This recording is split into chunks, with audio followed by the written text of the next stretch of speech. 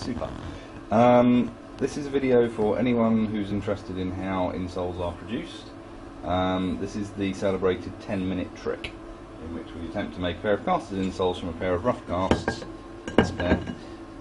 within 10 minutes. We've done all of our intrinsic modifications in the foam, so any plaster additions that traditionally we do afterwards we've done already in the foam, so the only things we need to do are the extrinsic modifications. To do this you will need a pair of casts like this, some rasps, sandpaper and a setup like this. The material we're using is Therrox, which starts off like felt and it moulds into a fairly rigid material, nice and quick to work with.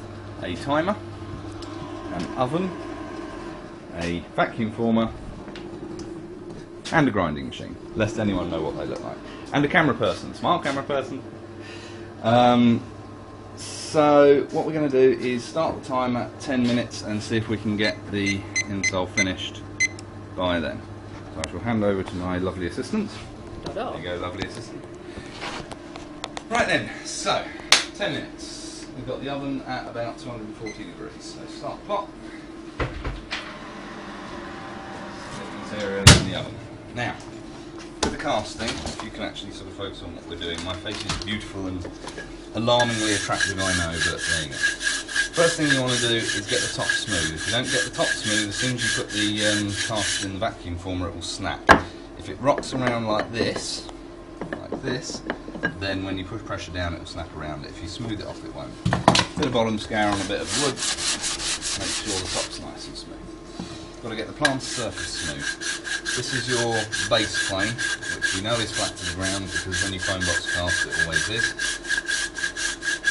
And we haven't asked for any intrinsic modification, any extrinsic modifications on this. No curvy skies. If there were, we'd do it at this stage. Go around the outside, smoothing off the outside of the rasp. We're not taking off a vast amount of material here, just a millimetre or so, just to get down to smooth plaster. Therrox is a very good material in that it's very forgiving if you do leave any little ridges or bumps in. Polypropylene EVA, you've got to make everything much smoother.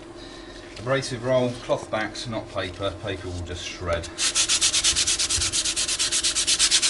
bit of cloth back abrasive like this, you can get it from Wicks and it lasts forever. Smooth it off. Over here. There's one.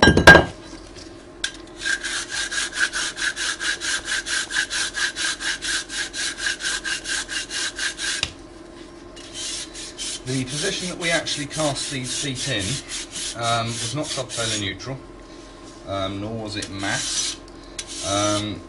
As far as I'm concerned, when you make a pair of insoles, what you're seeking to do is capture the shape that is closest to the shape that you want your final insole to be. So if you want a lower arch on your insole, I don't see the point in casting it in neutral and then adding plaster into the arch as arch fill. If you want an insole with a slightly lower arch, just cast the foot with the arch in a slightly lower position. The only thing I am doing here is just increasing a bit of the curvature on the medial flange, just to make that a bit smoother. That's what I want on my final insole.